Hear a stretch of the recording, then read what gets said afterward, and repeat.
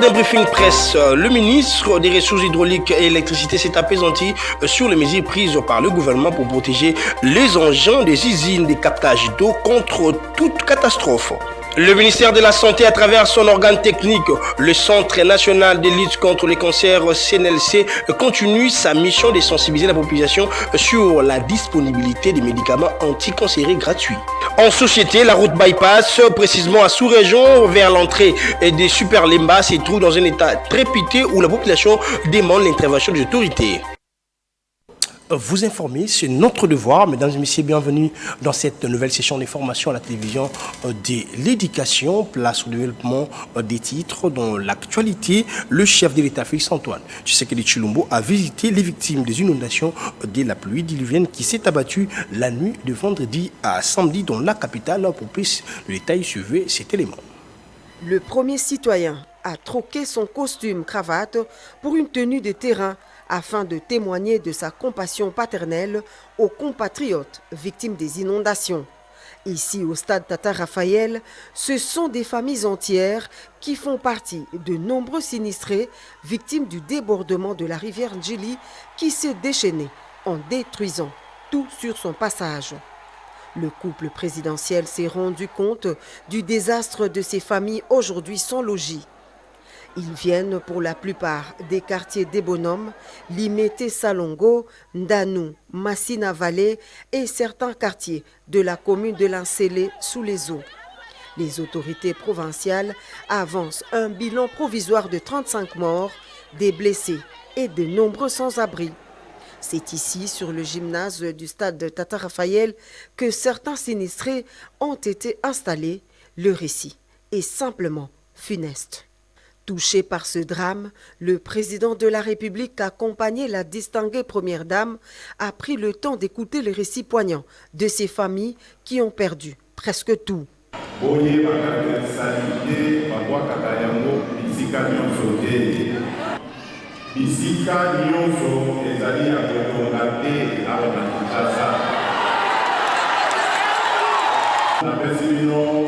Merci.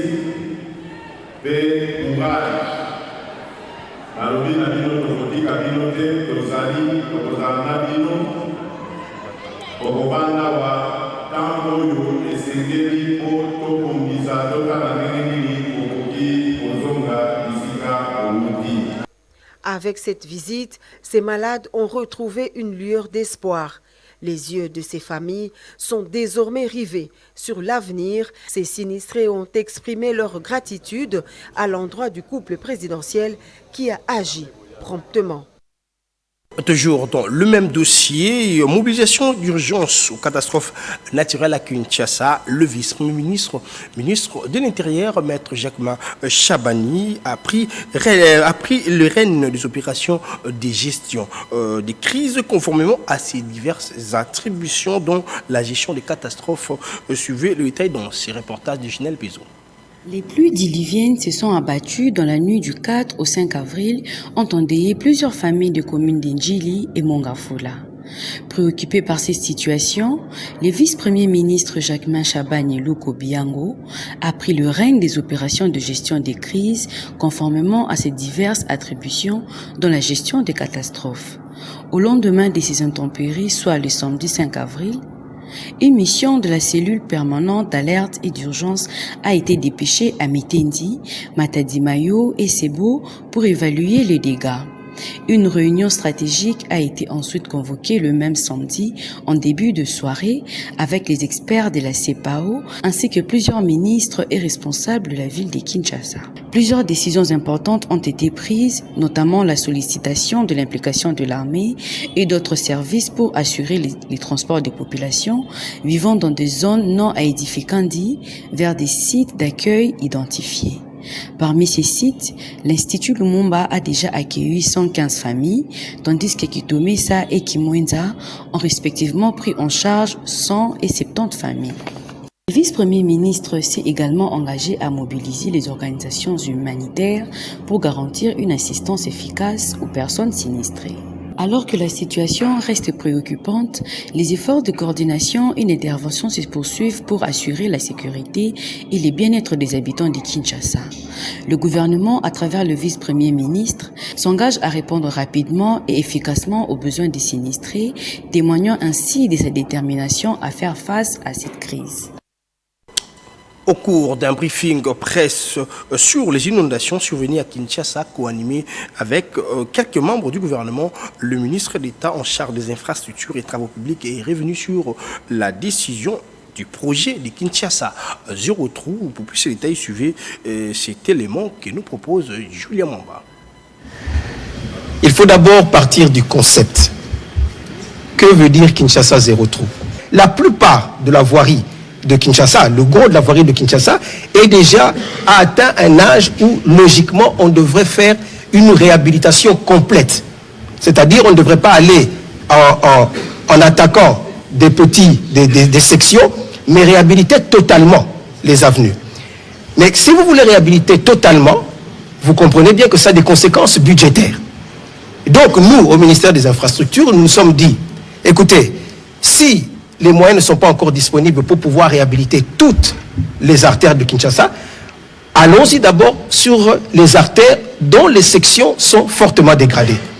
C'est pour cela que, par exemple, je ne sais pas si vous nous avez accompagnés dans nos différentes descentes, vous allez remarquer que lorsque nous visitions le projet Kinshasa Zéro Trou, on allait par exemple sur Kassavubu, on va vers le marché central, on regarde ce qui a été fait, et puis on va encore plus loin, toujours sur la même avenue, là où on est intervenu.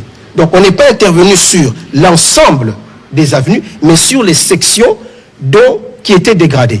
C'est ça Kinshasa Zéro Trou. C'est pourquoi nous disions il faut aller en phase. Parce qu'on a commencé par à peu près 10%. N'est-ce pas? Alors, vous me dites à quand la phase 2? Eh bien, la phase 2, aujourd'hui, est prise en charge par d'autres projets. Aujourd'hui, on parle du projet 3 communes. Aujourd'hui, on vous parle du projet 27 km de la ville de Kinshasa. On vous parle du projet Point Chaud. Donc, nous avions estimé que ce qui restait à faire, donc les autres phases qui restaient à faire, pouvaient être prises en charge par d'autres projets, que ce soit de la ville ou logés au niveau de l'office de voirie et de drainage. Toujours dans le même briefing presse, comme le sait au sommaire, le ministre des Ressources hydrauliques et électricité s'est appesanti sur les mesures prises par le gouvernement pour protéger les engins des usines de captage d'eau contre toute catastrophe. Suivez cet élément que nous propose Julien Mamba. La grande solution aujourd'hui serait de voir autour de l'usine la question sur les drainages des eaux et la question sur la déviation des eaux. Parce que les dimensionnements des usines, ça s'est fait par rapport à des estimations d'inondation. Nous avons des usines construites avec une inondation estimée sur une fois les 60 ans. Et aujourd'hui, on doit estimer faire des dimensionnements pour une fois les 200 ans. C'est-à-dire ça va nous pousser à revoir les canalisations tout autour et remonter par exemple nos systèmes de protection en forme de digues pour protéger ces usines-là. Donc aujourd'hui, ce que nous sommes en train de faire, c'est-à-dire que nous avons d'abord ressorti ces équipements-là pour les sécher, et dans l'espoir que nous n'aurons pas de précipitations rapides, mais actuellement, la réflexion la plus profonde aujourd'hui, je pense que même le directeur général des Régies des Eaux peut-être peut expliquer encore de manière opérative, c'est pour réfléchir sur comment protéger ces installations sur le long terme si nous avions des catastrophes qui peuvent arriver. Parce qu'aujourd'hui, ce sont des précipitations de cette année. Qu'en dire de l'année prochaine ou dans 2-3 ans, il faudra maintenant qu'on pense sur des protections structurelles, sur les déviations des eaux ainsi que le système de drainage autour de nos usines. Dans le cadre du annuel investissement meeting congrès 2025, la République démocratique du Congo a détaillé sa stratégie de transformation économique devant un parterre d'investisseurs internationaux. La délégation gouvernementale conduite par la chef du gouvernement, Judith Suminwa, a exposé les mesures concrètes pour réduire la dépendance au secteur minier qui pèse sur l'économie nationale. Je voulais suivre Judith Suminwa, chef du gouvernement congolais, dont ce serait choisi pour vous par Julien Mamba. Par rapport à la République démocratique du Congo, vous l'avez dit, nous avons un potentiel énorme, que ce soit en termes de minerais stratégiques, que ce soit en termes de terres arables, que ce soit en termes de ressources hydriques. Maintenant, c'est vrai que la réalité est que nous avons d'énormes défis en termes d'infrastructures routières, chemins de fer, en termes d'énergie électrique. Tous ces défis, et en particulier un des défis que nous avons, c'est la guerre que nous avons à l'Est. Ces défis, pour moi, sont vraiment des opportunités de développement et de développement durable. Et pour ça, en termes de développement durable, nous avons par exemple le chef de l'État, Monsieur Félix Antoine Tshisekedi. Avec le gouvernement, nous avons mis en place par exemple toute une aire protégée de plus de 500 000 kilomètres avec au moins 108 000 kilomètres carrés plutôt de forêt. Monsieur le président du pays voisin, Monsieur le président Sassou Nguesso, vous a parlé du bassin du Congo. 90% du territoire de la RDC fait partie du bassin du Congo. Donc, en termes de biodiversité, de transition énergétique, vous voyez bien que nous sommes vraiment dans cette capacité de pouvoir offrir beaucoup, d'autant plus qu'aujourd'hui, quand on parle de changement climatique, on a vraiment besoin de cela. De la même manière, j'ai parlé des minerais stratégiques, nous sommes en possibilité aujourd'hui, avec ces minerais stratégiques, de travailler sur la transition énergétique que nous pouvons offrir.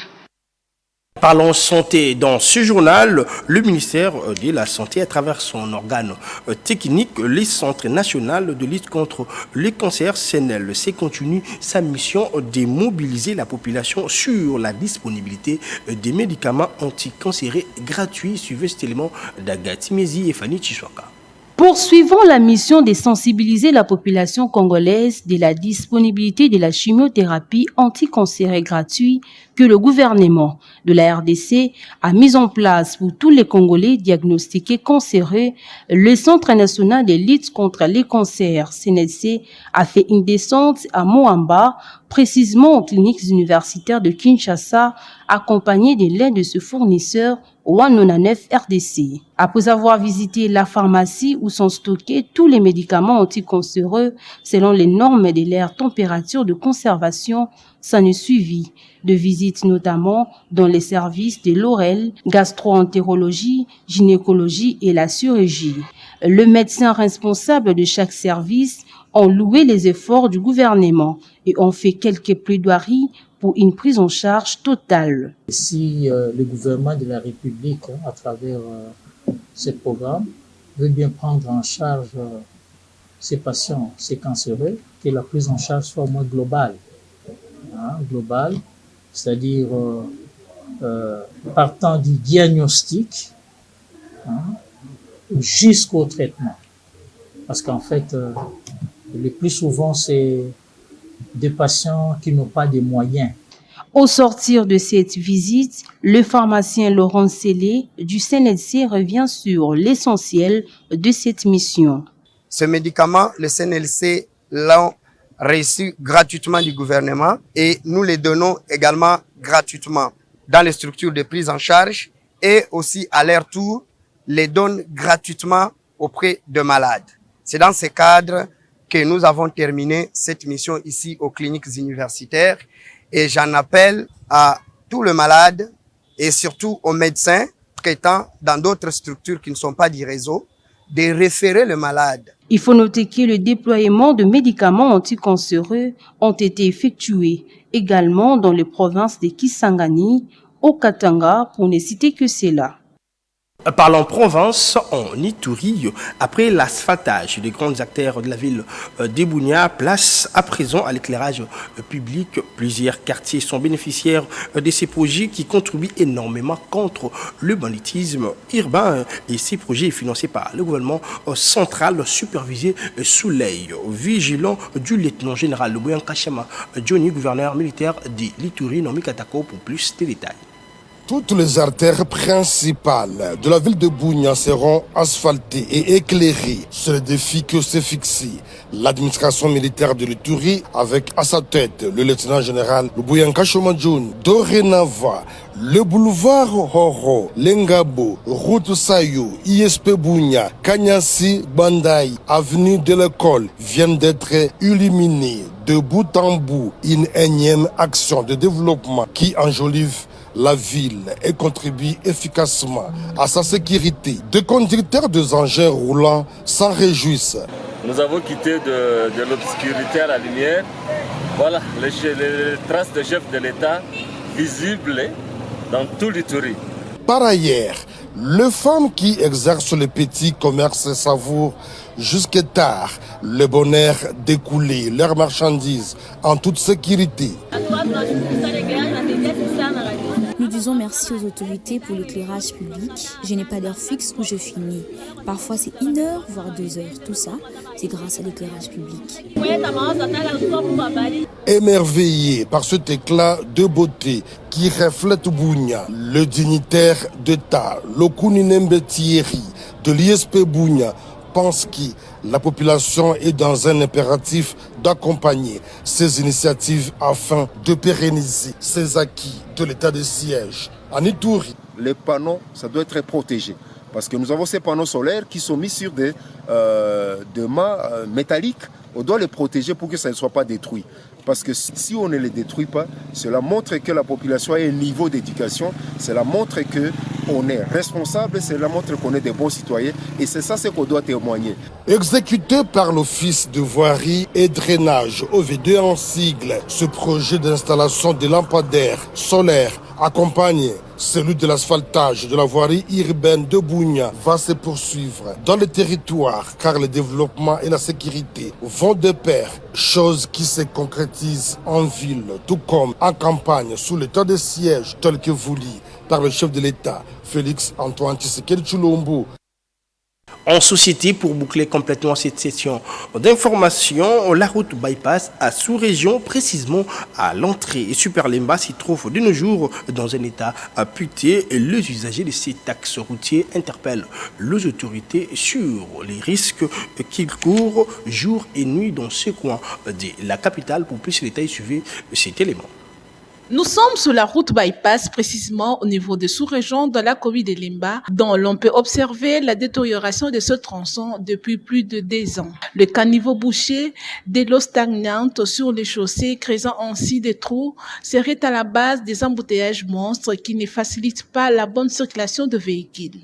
Face à cette situation, les usagers de cette route appellent le gouvernement à jouer pleinement leur rôle quantassé. Papa mutuka na biso ezindi na libulu awa eza pasi mingi mpona mboka na biso nayebi te so bakonzi bazomona to baomona te.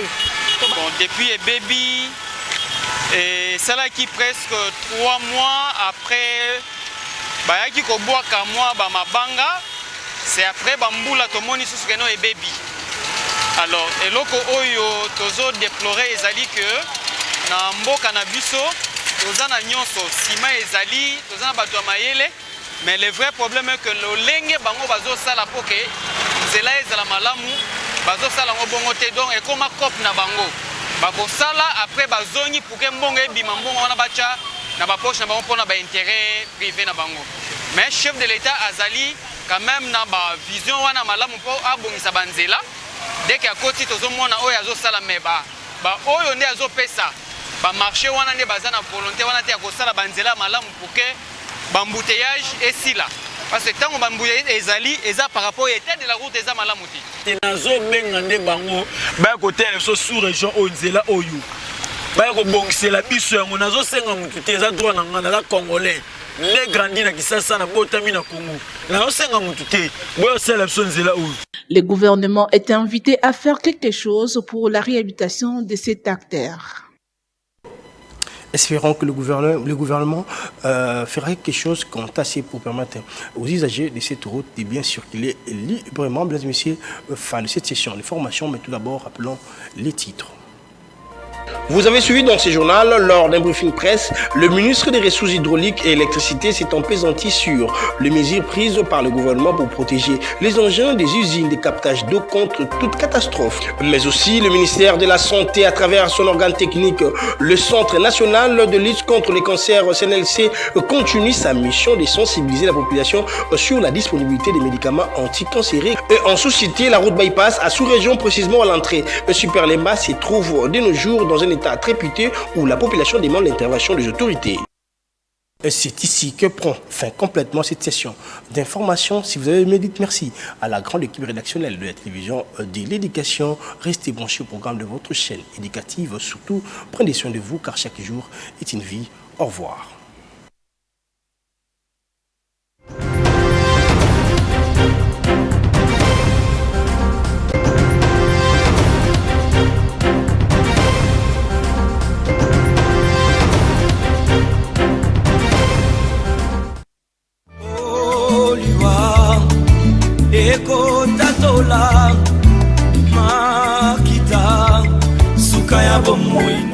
Le famille Moussipaï Nkumba ont la profonde douleur d'annoncer aux amis et connaissances la mort de leur fils, frère, oncle, Hervé Nkumba Moussipaï, décès survenu vendredi 4 avril 2025 de suite d'une courte maladie. En attendant le programme des obsèques, le décès tient à la résidence familiale 6 au quartier Mpoudi, numéro 62 bis, référence Bar Litaka, direction Saint-Michel de la commune de Matete.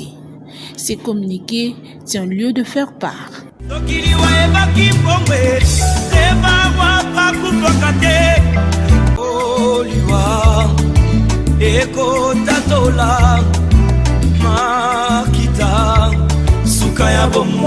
Au regard de la perturbation de la circulation routière au boulevard Lumumba, à la suite de la pluie diluvienne qui s'est abattue la nuit du vendredi au samedi sur Kinshasa, le programme de l'enterrement de papa Richard Kabea a été repoussé au mercredi 9 avril 2025. 9h juste, levée du corps à la morgue de l'hôpital 7, suivi du départ à la nécropole de l'éternité, c'est les bambous pour l'animation. Ce communiqué tient lieu de faire part.